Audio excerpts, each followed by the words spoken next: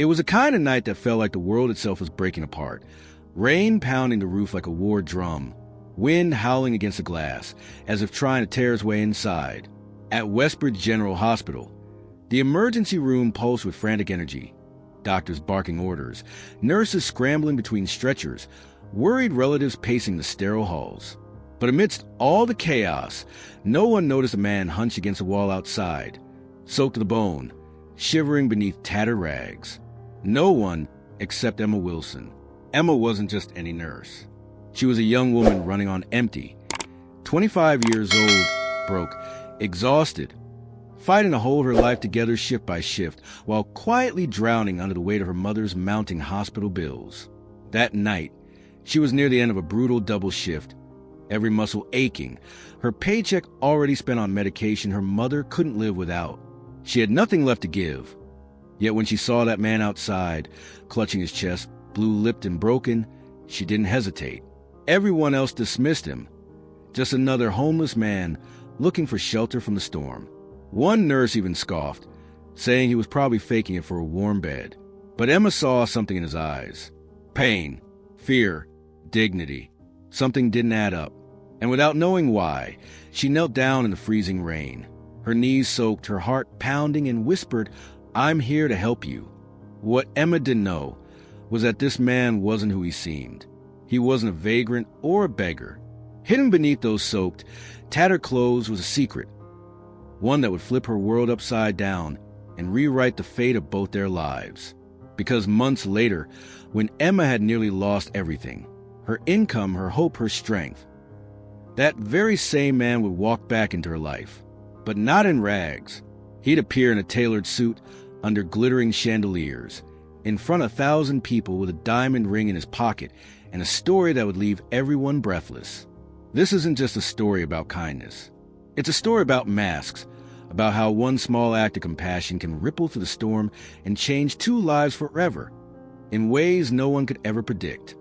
The storm outside showed no mercy that night, lashing against the hospital windows like angry fists. Inside the emergency room, it wasn't much calmer. Patients flooded in, the air thick with panic, pain, and desperation. Nurses darted back and forth like chess pieces, trying to stay one move ahead of disaster. And in the middle of it all was Emma Wilson, wiping sweat from her brow, forcing her aching body to keep going. Emma's life had become a blur of fluorescent lights and endless shifts. She hadn't eaten a proper meal in days. Her mother's medical bills loomed over her like a storm cloud she couldn't outrun. Every dollar she earned vanished faster than she could count. Rent, medication, groceries. And she was losing the fight. That's when she saw him. Huddled near the sliding doors, almost invisible in the downpour, was a man who looked like he had nothing left in this world. Soaked to the bone, clutching his chest, his clothes torn and filthy. No one paid him any mind. Nurses walked past. Doctors ignored him, and even her colleague Janelle rolled her eyes. Just another vagrant, Janelle muttered, probably faking it. But Emma couldn't look away. There was something about the way he sat there, the slumped shoulders, the pain in his eyes, that stopped her in her tracks. He wasn't faking. He was fading, without hesitation. Emma grabbed a wheelchair and raced outside, rain plastering her scrubs to her skin. "Sir, can you hear me?" she asked, kneeling beside him, her voice cutting through the storm. The man barely nodded, unable to speak, his lips tinged blue. She ignored the judgmental stares of her co-workers. She didn't care what they thought. He was her patient now. Emma wheeled him inside, her own legs trembling with exhaustion, her hair dripping onto her shoulders. She found an empty exam bay, pulled the curtain shut, and grabbed a towel to dry his soaked hair. His heart was racing, but there were no clear signs of cardiac arrest. He was weak, starving, freezing. As she worked, Emma noticed something strange. His hands. They were soft, too soft. Nothing like the calloused, weather-beaten hands of someone who lived on the streets. But Emma shook the thought away. People end up in bad places for all kinds of reasons. She wasn't there to judge. She was there to help. And somewhere in the back of her mind, a question whispered like the wind outside. Who are you, really? The hours dragged on like an endless storm inside Emma's bones. Between patient charts, beeping monitors, and restless footsteps, she kept slipping back to check on the man in rags, the stranger who'd appear out of nowhere, soaked and trembling, now lying quietly behind the thin curtain of Bay 12. Every time she peeked in, he seemed a little more awake, a little less on the brink of collapse. But something about him nagged at her, a riddle without an answer.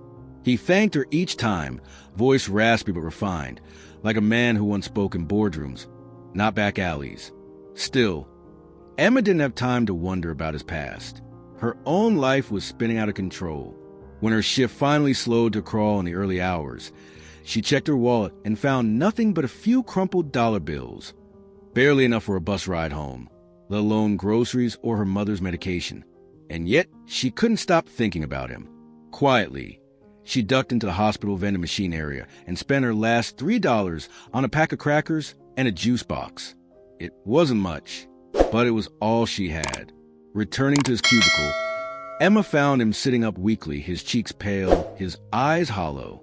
When she placed a meager snack on the tray beside him, his eyes flickered with surprise and something deeper, gratitude, a quiet kind of disbelief, like no one had ever done something like this for him before. "You should eat," Emma said softly, adjusting his blanket. "Your blood sugar's low. You need strength." His voice cracked when he spoke. No one would have bothered. Emma met his gaze, her exhaustion momentarily forgotten. "Everyone deserves kindness," she replied. What she didn't say was that she understood how it felt to be invisible, to be overlooked, to have the world pass you by when you're drowning. When her shift finally ended at dawn, Emma slipped back one last time to check on him, but the bed was empty. The man was gone. No discharge papers. No goodbyes. Just a hospital scrub she'd given him folded neatly on the cot. Her heart dropped. She searched the halls, checked the triage station, even peeked outside at the damp streets. Nothing. He had vanished like a ghost in the storm. Emma stood there, staring at the empty bed, a strange tightness in her chest. She didn't know it yet, but that night, that small act of kindness, had just changed her life forever. Days turned into weeks, but Emma couldn't shake the memory of the man in rags who disappeared without a trace. Every shift, her eyes flicked instinctively toward the ER entrance, half expecting to see him standing there again, drenched and trembling, but he never came back. Her colleagues teased her at first. "Still looking for your mystery man?" they joked. But Emma wasn't looking for romance or answers. She just wanted to know he was okay. Yet her own life had no time for mysteries. Bills kept piling up like waves crashing against her. Her mother's condition was worsening, and the treatments weren't cheap. Emma took extra shifts, sometimes working 60 hours a week, barely sleeping, barely living. Every dollar she earned disappeared into hospital fees and medication. Then came the blow she couldn't afford. One night, after another exhausting shift, Emma was called into the hospital administrator's office. A simple documentation error, a minor mistake in a patient's chart. Normally, it would have been corrected with a warning. But under the hospital's new zero-tolerance policy, it came with a formal reprimand and a pay cut. That small cut felt like a guillotine over her neck. It wasn't just her paycheck. It was her mother's medicine, her rent, her ability to survive. Sitting in the staff cafeteria, her hands trembling around the disciplinary letter, Emma felt the weight of the world pressing down on her shoulders.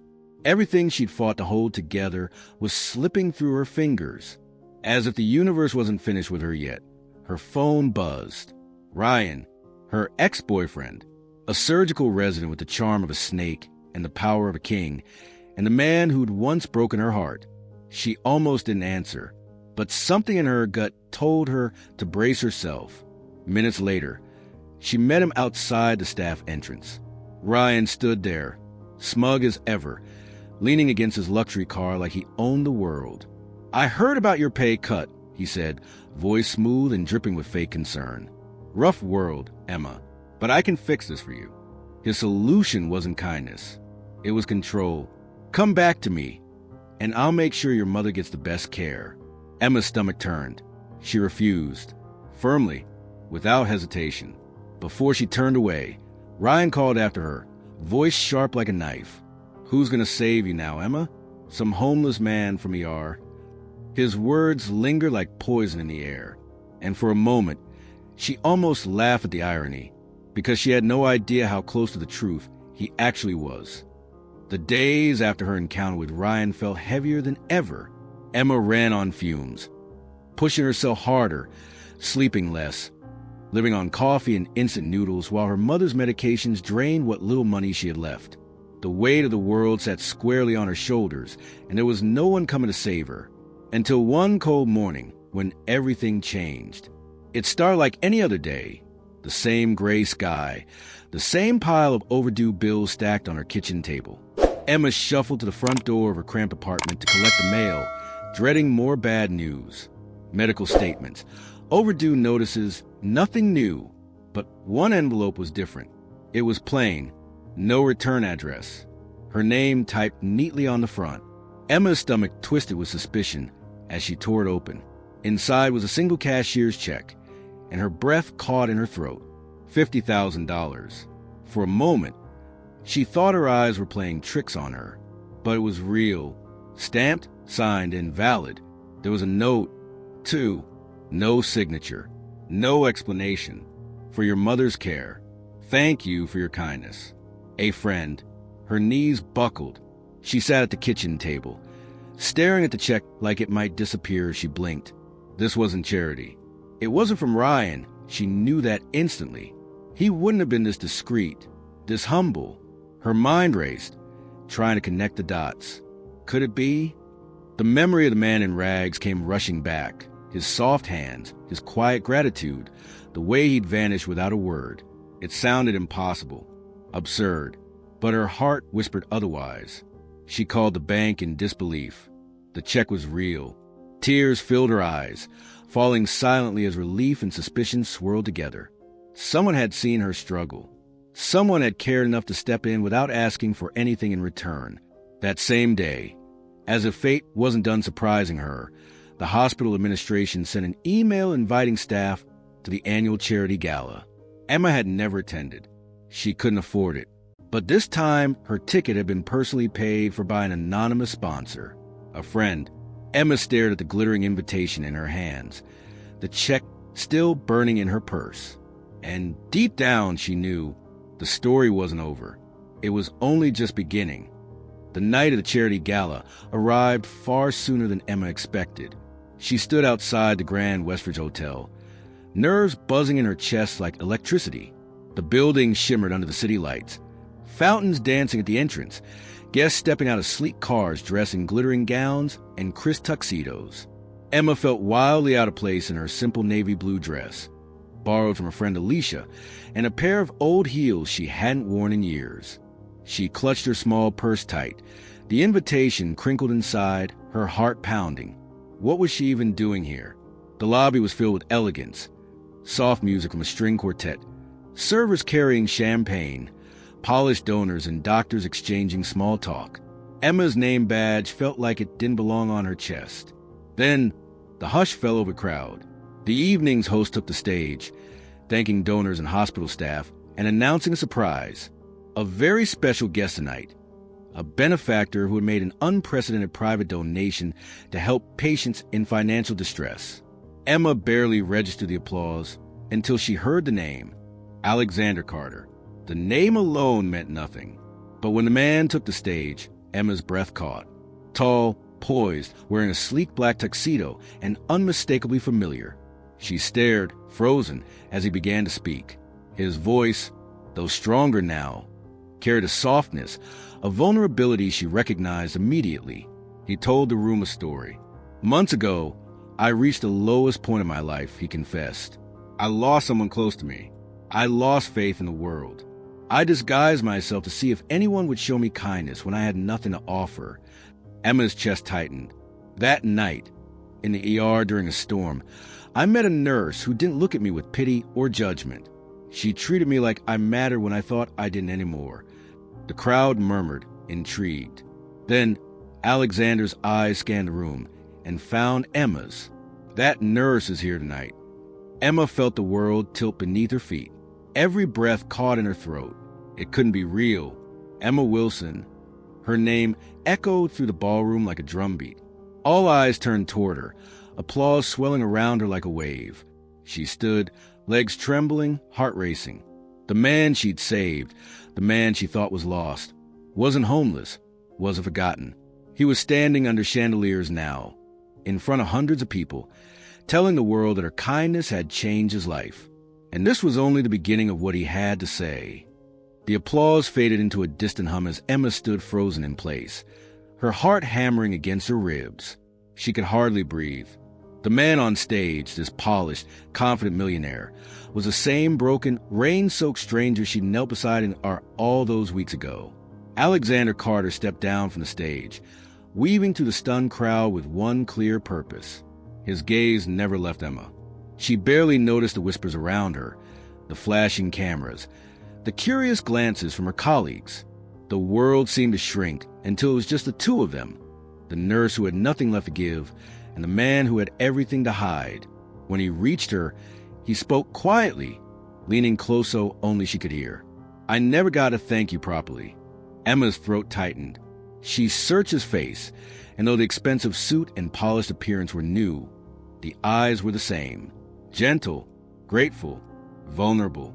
They slipped away from the ballroom, through a quiet hallway and out onto a terrace overlooking the city lights. The cool night air brushed against Emma's skin, but her heart burned. She finally found her voice. Why? Why didn't you say anything that night? Why vanish?" Alexander's expression softened with something like regret. "Because I was scared," he admitted. "That night, you saw me at my weakest." No one had done that in years without wanting something in return. He explained everything. The grief that had shattered him when he lost his sister. The betrayal of friends and business partners who only cared about his wealth. The hopelessness that had driven him to walk away from his empire, dress in rags, and see if anyone would show him kindness when he had nothing to give. And then he said the words that made Emma's breath catch. "You saved me that night, Emma. More than you'll ever know." She wanted to speak, to tell him he was wrong, that she'd done nothing special. But before she could, Alexander reached into his tuxedo jacket and pulled out a small, velvet box. Her heart stopped. "I've spent every day since thinking about you, about the moment you looked at me like I mattered when I felt invisible." His voice trembled slightly as he opened the box to reveal a sparkling diamond ring. "Emma Wilson, will you marry me?" The world seemed to fall away. Emma stood there on the terrace, stunned, her emotions crashing over her like the storm that had brought them together. And in that moment, she realized her life was about to change forever. For a heartbeat, the world stood still. Emma stared at the diamond ring glimmering in Alexander's hand, the soft glow of city lights reflecting off its perfect surface. It felt surreal, like she was standing inside someone else's dream, one she had no place in. Her pulse thundered in her ears. She opened her mouth to speak, but the words tangled on her tongue. This man, this stranger she'd once fed crackers to in a sterile hospital cubicle, was now standing before her as a millionaire, bearing his heart, asking her to marry him in the most unexpected, breathtaking way. It should have felt like a fairy tale, but Emma's stomach twisted.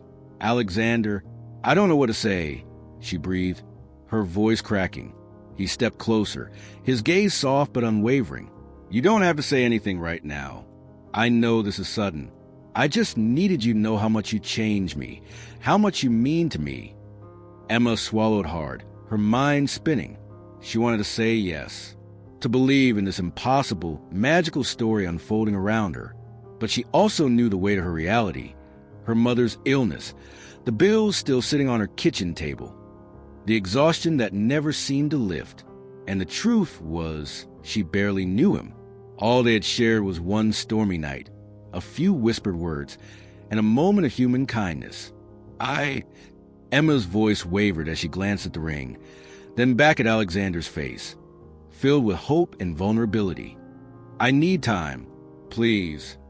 Relief flickered across his features, as if he'd feared she'd turn away completely. "Take all the time you need," he promised, gently closing the box but keeping her hand in his. "My feelings won't change."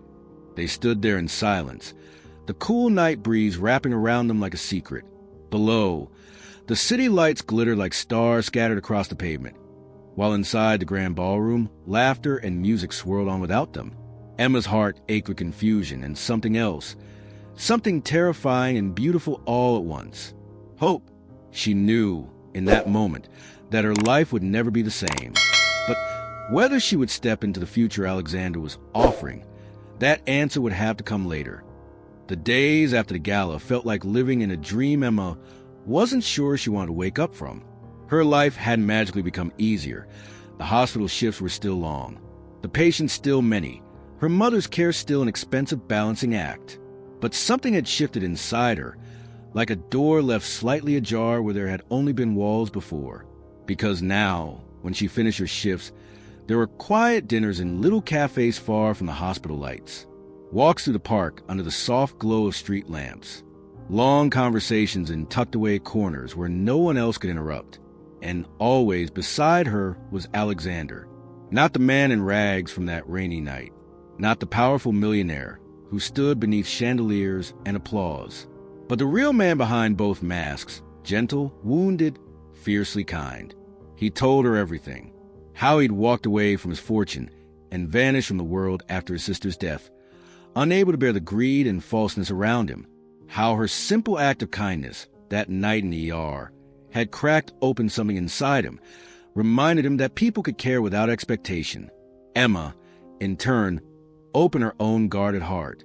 She spoke about her father's passing, her mother's illness, her relentless effort to survive, to hold everyone else together when she was falling apart inside. They learned each other, piece by piece, not as millionaire and nurse, but as two people who knew what it felt like to lose everything, and to keep going anyway. Of course, the world around them buzzed. Word had spread like wildfire after the gala. Some at the hospital whispered that Emma was chasing money. Others gushed about the Cinderella story unfolding before their eyes. Emma ignored it all. What mattered were the moments no one saw, like when Alexander brought flowers to her mother's apartment, humbly removing his expensive shoes at the door as he sat beside Linda Wilson, listening to her stories and laughing at her jokes. "You're the one who saved us," Linda told him one afternoon, her voice thin but warm. Alexander shook his head gently. "No, ma'am. Your daughter saved me first." In those quiet moments, away from the noise and the gossip, Emma saw the truth. This wasn't about wealth or fairy tales. It was about two broken hearts finding their way back to hope together. Weeks passed, and with every shared moment, Emma's hesitation began to soften like ice melting under the sun. She and Alexander had slipped into an unexpected rhythm. Phone calls late at night after exhausting shifts, quiet coffees in the hospital courtyard. Sunday afternoons spent strolling with her mother in the park. What began as curiosity had bloomed into something deeper, something fragile yet undeniable. But beneath it all lingered the unspoken question, the one Alexander had asked on that terrace under the city lights. "Will you marry me?" Emma carried the weight of it like a stone in her chest. She knew what the world saw when they looked at them, a fairy tale, the nurse and the millionaire. But for her, it wasn't about the money or the ring. It was about trust, about whether she could believe that something so impossible, so good, could actually be real. That question hung between them like a thread, until one afternoon in early spring, they were walking together through the rose garden at Westbridge Park. The flowers had just begun to bloom, vibrant and unapologetic after the long, gray winter. Emma's fingers brushed lightly against the petals as Alexander walked silently beside her. Finally, he stopped. "Emma," he said quietly, turning to face her. Her heart stuttered. She already knew what was coming, but hearing it again made her breath catch. "The night of the gala, I asked you something." His eyes searched hers, no longer full of polished charm, but raw and earnest, stripped bare of every disguise. "I told you I loved you. I told you you changed me. And I meant it." Emma swallowed, her throat tightening. "I don't want to pressure you," he continued, voice almost trembling now. "But I need to know, is there hope?" For a moment, she didn't speak. The sun warmed her face. The scent of roses filled the air. And in that moment, all the noise faded. She thought of the stormy night when they first met, of the small, simple act of kindness that had started all of this, of the man in rags who had quietly thanked her and then walked away. Emma reached into her purse and pulled out a small velvet box. Slowly, she opened it, her voice soft but sure. "I've thought a lot about it," she whispered, tears pricking her eyes. "And yes, Alexander, there is hope." Then she slipped the ring onto her finger. The day Emma said yes felt like the moment the storm finally cleared. After months of chaos, grief, doubt, and struggle, everything had led to that quiet afternoon in the Rose Garden, where a broke nurse and a millionaire in disguise stood face to face. No masks, no fear, only truth between them. Their engagement wasn't some lavish announcement plastered across headlines. It wasn't a fairy tale fed to the tabloids. It was intimate, real, and deeply personal. But their story didn't end there. Together, Emma and Alexander set out to build something more lasting than a wedding, something bigger than themselves. Inspired by the night they met, they created a foundation dedicated to helping patients who couldn't afford care, those who slipped through the cracks of the healthcare system like Alexander once had. For every person who felt invisible, they wanted to be the hand reaching out in the rain. The hospital staff who once gossiped now watched with respect as Emma and Alexander quietly changed lives, one patient at a time. The same people who had whispered behind Emma's back now applauded her efforts. Even Ryan, her arrogant ex-boyfriend, kept his distance, knowing he had been wrong about everything. On a crisp autumn afternoon, surrounded by only their closest friends, family, and a few former patients whose lives they had quietly touched, Emma and Alexander stood beneath a simple flower-covered arbor to exchange vows. There were no flashing cameras, no designer headlines, just raw, honest promises. Emma's mother, healthier and smiling wider than she had in years, walked her daughter down the aisle with a sturdy cane, her eyes shining with pride. As Emma and Alexander spoke their vows, there wasn't a dry eye in the garden. "I once thought I had nothing left," Alexander whispered, sliding the ring gently onto her finger. "Until the night you reminded me what it meant to be seen, to be cared for without condition." Emma smiled through her tears. "You gave me back more than I could ever give. You taught me that love isn't about saving someone. It's about standing beside them when they can't save themselves." When they kissed beneath the autumn sky, it wasn't just the end of their story. It was the beginning of a new one built not on wealth or fairy tales, but on the quiet, powerful truth that one act of kindness can change two lives forever. And so, dear friends, that's the incredible journey of Emma and Alexander. A story that reminds us all of something so simple, yet so easily forgotten in this busy, chaotic world. Kindness costs nothing, but it can change everything. A single act of compassion, a few crackers, a warm smile on a stormy night. It may seem small, but you never know whose life you're touching.